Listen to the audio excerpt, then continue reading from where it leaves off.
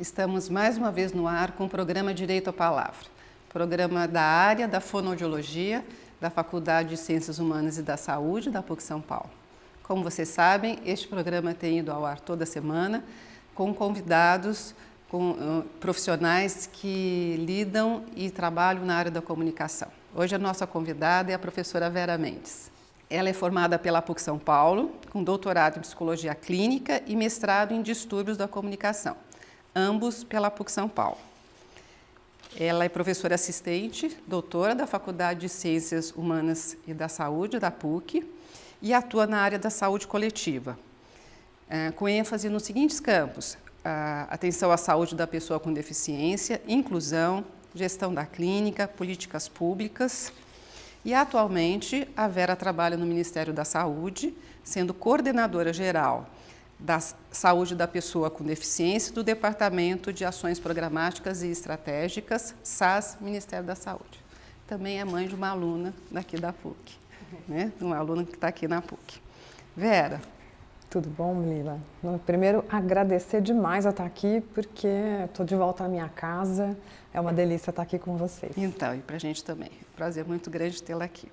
Eu queria, Vera, primeiro estar perguntando para você como que você entende que o programa Viver Sem Limites, programa que vocês estão desenvolvendo na Secretaria, é uma forma de dar direito à pessoa, dar direito à palavra às pessoas com deficiência no Brasil?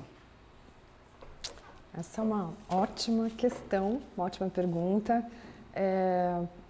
Quando a gente fala, Lila, em pessoa com deficiência hoje, a gente está falando de um país que é signatário de uma convenção de direitos humanos da pessoa com deficiência e, portanto, que essa convenção mundial no Brasil, mais do que país signatário, tem um decreto presidencial e ela é parte da Constituição brasileira. Então, e ela fala várias coisas, essa Constituição. Foi uma luta importante, um debate mundial importante. Mas entre elas tem um mantra no campo da pessoa com deficiência, que é muito importante, que os movimentos, as pessoas com deficiência nos colocam o tempo todo, que é nada sobre nós sem nós. Então, isso já faz parte, é quase uma diretriz para qualquer pessoa aí que esteja querendo compor e trabalhar, né, no meu caso, por formulação de políticas públicas para as pessoas com deficiência. A gente necessariamente tem que fazer isso junto com elas, dando a palavra a elas, ouvindo elas, porque isso faz todo sentido, porque são elas, de fato, que sofrem, sentem, percebem e têm a maior clareza e compreensão, tanto dos avanços quanto dos problemas e daquilo que a gente ainda tem que avançar no campo das pessoas. Então, é muito importante dar a voz a elas, né? A presença é parte contínua. A gente formula política pública no campo da pessoa com deficiência, a gente projeta processos, a gente é monitorado, a gente é avaliado por várias instâncias, não só a sociedade como um todo, mas também essas instâncias representativas das pessoas com deficiência. Vera, conta um pouco para a gente do programa Viver Sem Limites. Então, Viver Sem Limites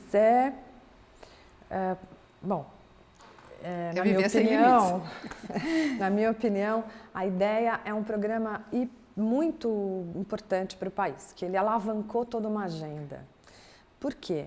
Ele é um programa governamental que visa induzir políticas públicas. Então, ele é um grande plano nacional para promover os direitos da pessoa com deficiência.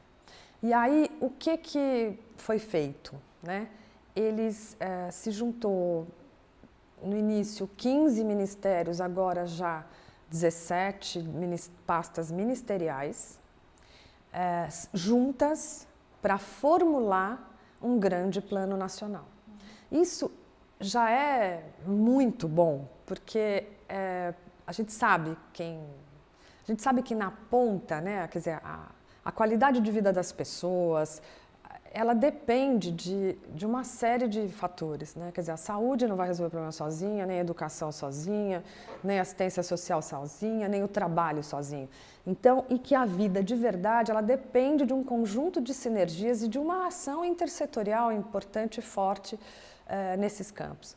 Então, formular política junto com 17 ministérios já foi uma experiência das mais incríveis. Nada fácil. Nada fácil, mas extremamente rica, porque a gente teve que se apropriar de campos, aspectos e questões que, de fato, quando a gente está numa área só, a gente acaba não considerando.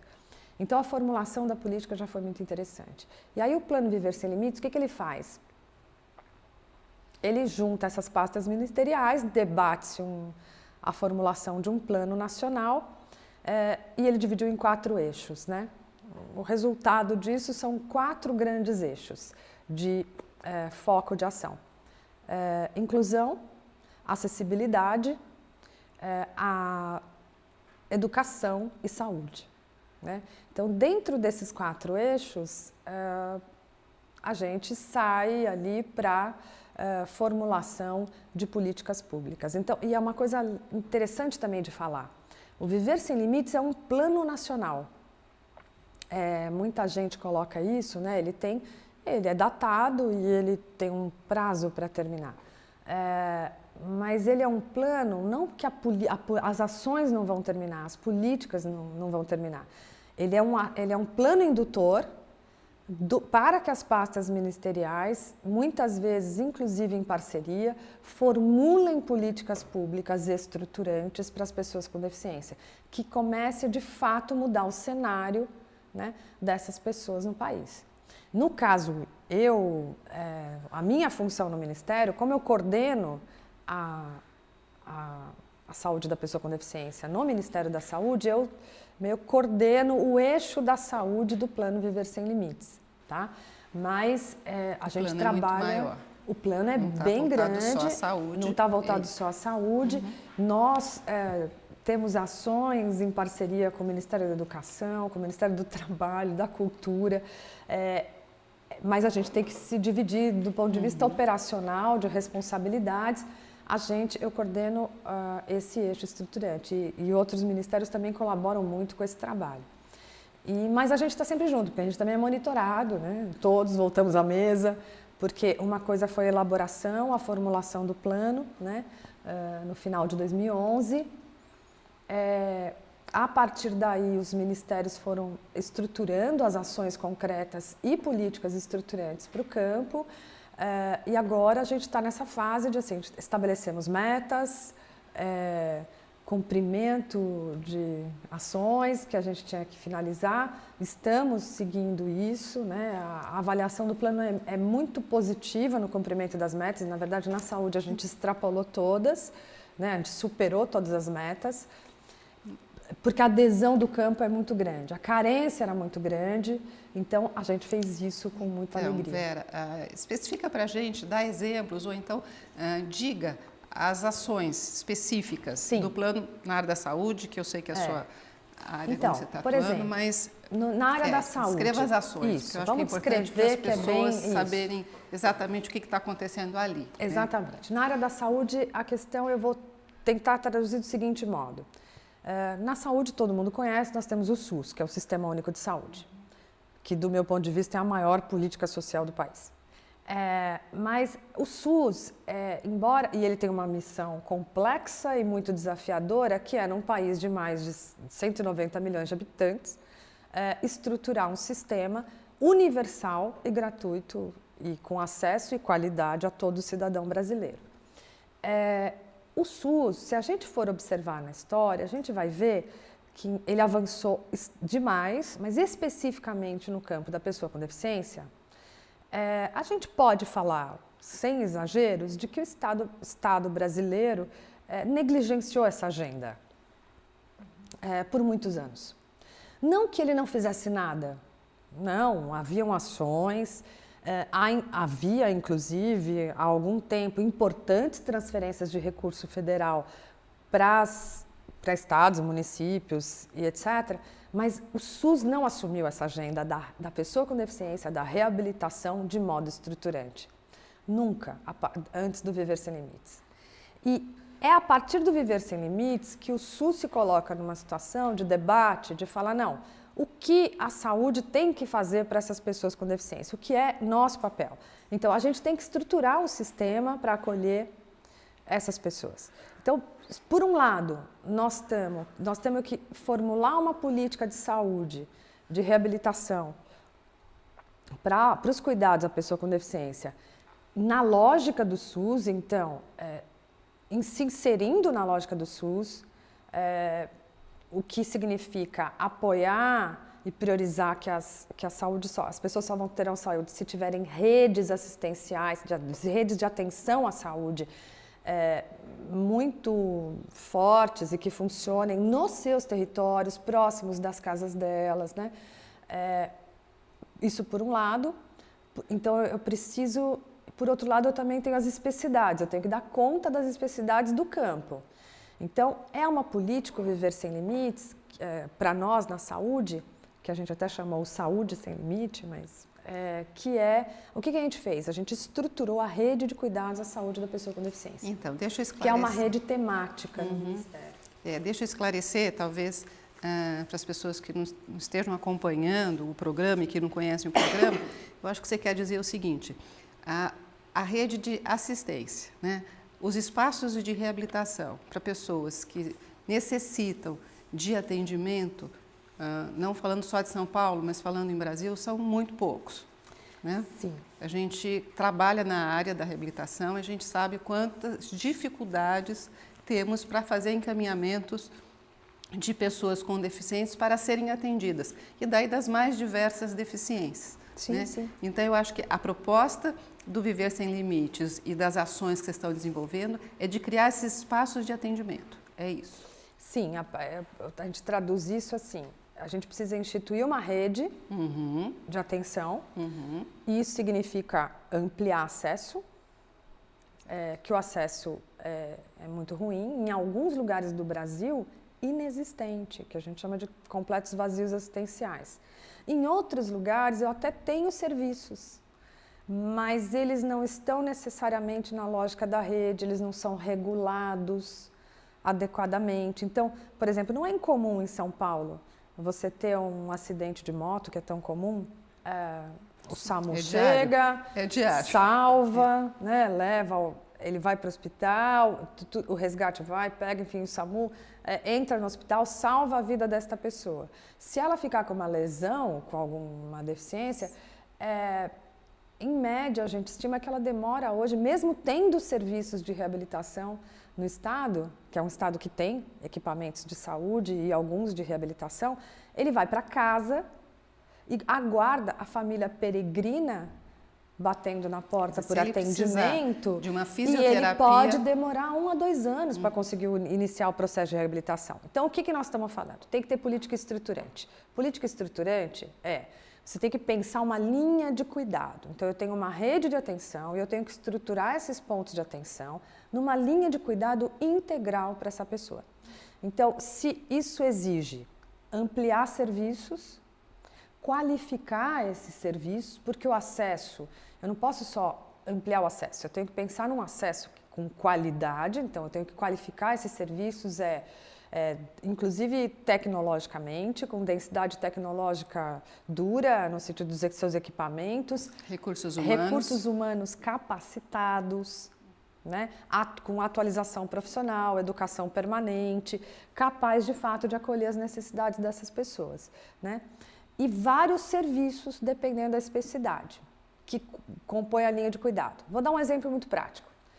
Bom, antes desse exemplo, assim, o que também é pessoa com deficiência, né? Preciso entender que, assim, uma coisa é o que a convenção coloca, né, estipula, a pessoa com deficiência é qualquer pessoa, seja deficiência física, sensorial, que é a visual e auditiva, intelectual, mental, que tenha questões funcionais, né, que tenha condições funcionais que possam significar uma barreira na circulação social, no trabalho, na educação, e que precisam, portanto, de apoio, né, para apoio de várias ordens para poder ser cidadão. Então, esta pessoa, para começar, ela é um cidadão como qualquer um, embora a gente tenda ainda precisa falar isso, parece óbvio, mas precisa falar que elas são cidadãos como qualquer um e elas têm que alcançar esse patamar de cidadania que hoje, infelizmente, ainda não tem, né? Por exemplo, quando eu não dou acessibilidade numa cidade que não é acessível fisicamente, se uma pessoa tem dificuldade de locomoção, uma deficiência física, ela não consegue se locomover a qualquer lugar como nós. Uma pessoa surda, uma pessoa com deficiência intelectual, enfim, visual, eles têm que ter acessibilidade, têm que ter ambiências, acessibilidade comunicacional e etc. Tem que ter possibilidade de emprego. Tem que ter possibilidade de emprego, ele tem que ter condições de estudar adequadamente. E isso, muitas vezes, em algumas situações, exigem, na verdade, apoios e uma sociedade que pense nas diferenças também. Então, a gente tem que construir essa questão. Mas o que a saúde faz? Ela prepara, né? Ela prepara um pouco essa condição. Ao mesmo tempo, ela cuida da pessoa com deficiência do ponto de vista da sua saúde geral, que a gente também esquece. Isso é um outro problema que nós temos que superar. A pessoa também fica doente. Isso. Né? Ela também a pessoa com deficiência, que não é uma É. doença, a deficiência não é uma doença, ela é uma condição diferente de existência. A pessoa com deficiência, ela também tem diabetes, ela também tem hipertensão, as mulheres com deficiência ficam grávidas, casam, têm câncer de mama, enfim, elas têm problemas dentários, como qualquer pessoa. Então, olha só o complicador. Por isso que é tão importante. A rede de atenção, a rede de cuidados da pessoa com deficiência inclui todos os pontos de atenção. Não só a reabilitação. Não só a reabilitação. Não só a inclusão. Não só a inclusão, não só a educação, enfim. Ela tem que, o posto de saúde, enfim, os postos que estão perto das pessoas, a atenção básica, ela tem que estar apta e preparada para acolher essa pessoa e cuidar da sua saúde geral. E por que às vezes ela não cuida? Ou a gente sabe pela estatística, cuida menos, né? Porque é uma questão de olhar, é uma questão de cultura, que é uma questão que a gente chama da acessibilidade atitudinal, que tem que mudar. A gente tem uma história de tratar a pessoa com deficiência numa lógica muito assistencialista, numa lógica que é sempre muito cuidado, mas um cuidado que não gera autonomia. Exatamente. Né? Então, que não considera, de fato, a pessoa como nas suas capacidades e potencialidades. E aí, também tem uma questão de que, assim, a hora que um profissional muitas vezes vê uma pessoa com deficiência, seja um cadeirante, uma cegueira, um cego, um surdo, ele tende a não conseguir olhar para a pessoa. É como se a deficiência sobredeterminasse, ele só visse a deficiência naquela pessoa. Então, ele olha, muitas vezes, e fala assim, não é aqui.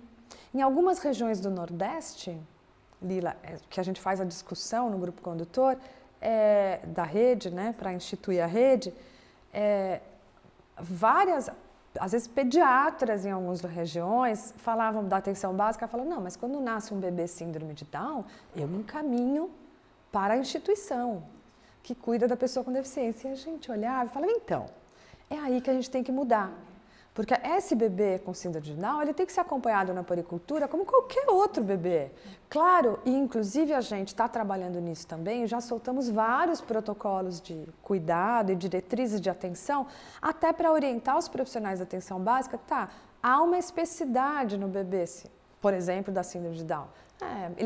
Ele tem mais risco de ser um cardiopata, ele tem mais risco de obesidade. Então, essas características que a gente já conhece podem ser discutidas e a gente pode criar o acompanhamento desse bebê, garantindo que ele vai ser cuidado em tudo que ele tem que ser e ele, com X meses, vai ser indicado para o cardiologista e ou descarta, ele não é, ou se for, ele tem um cuidado também ali. Então, é preciso que as pessoas se apropriem da agenda da pessoa com deficiência. Tá? Na atenção básica, a gente precisa romper essa história de que o lugar da pessoa com atenção básica é no centro especializado ou numa entidade especializada.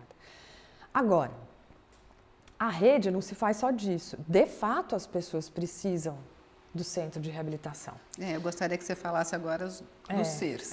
Os centros de reabilitação, outro dia eu via uma colega do Ministério, enfim, lá do gabinete, dando uma entrevista, mas ela não estava ainda no Ministério, ela estava na gestão municipal. Numa entrevista, ela falando sobre essa política, ela dizia, algumas políticas na saúde, a gente identifica certos pontos centrais, não porque eles são mais importantes que os outros, mas porque eles são quase corações da política.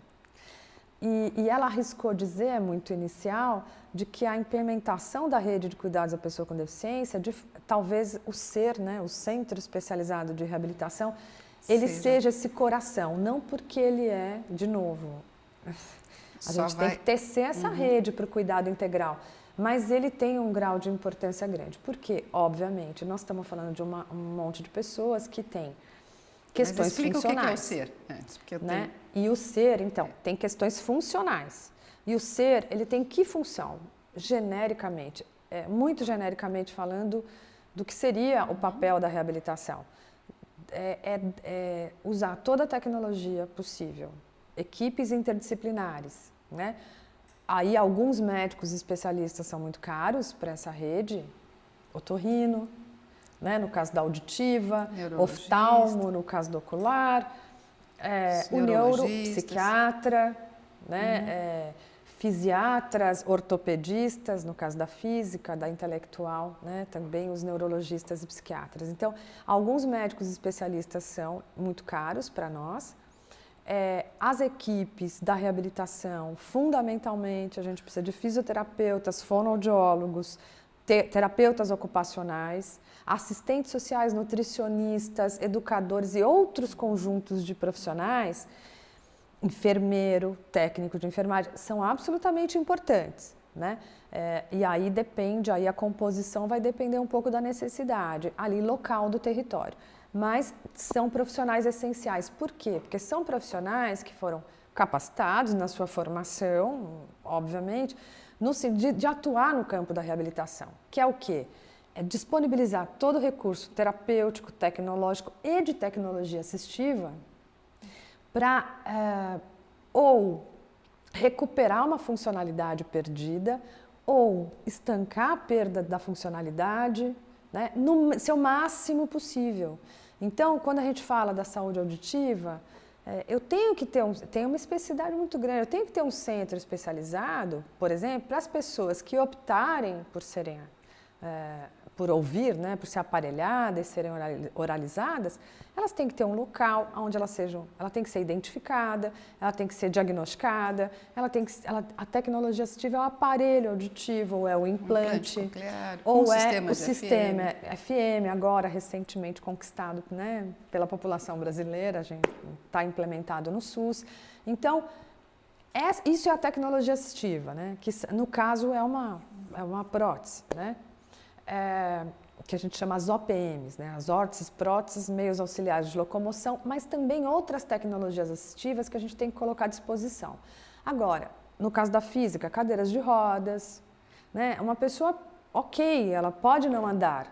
O que ela não pode, isso é uma questão da sua deficiência. O que ela não pode é não ter o cuidado, um local específico, tecnicamente preparado e especializado, para não só para tirar as medidas, para fornecer essa tecnologia que é a cadeira de rodas, qual ela precisar, e hoje no SUS a gente tem motorizada, além da padrão, temos a motorizada, temos a monobloco, que é uma cadeira muito ágil para a questão da infância, da juventude, é muito boa. Tem cadeiras, a gente incorporou 8 novos modelos de cadeiras de rodas no SUS, além da padrão. Então, essas tecnologias, elas têm que estar disponíveis, mas uma coisa importante, então o SER ele tem que ter uma densidade tecnológica, científica, técnica, tem que ter equipes preparadas para poder acolher essas pessoas, tratar, preparar essas pessoas, ao incorporar a tecnologia assistiva, garantir adequada adaptação, treino, do uso da prótese, da órtese, do membro perdido, adequado treino para que, de fato, essa pessoa consiga ganhar autonomia e funcionalidade. Porque uma coisa grave que acontece hoje, Lila, quando você não tem esses centros preparados e aptos para fazer todo o cuidado, o que está acontecendo hoje? Até hoje a gente ainda vê.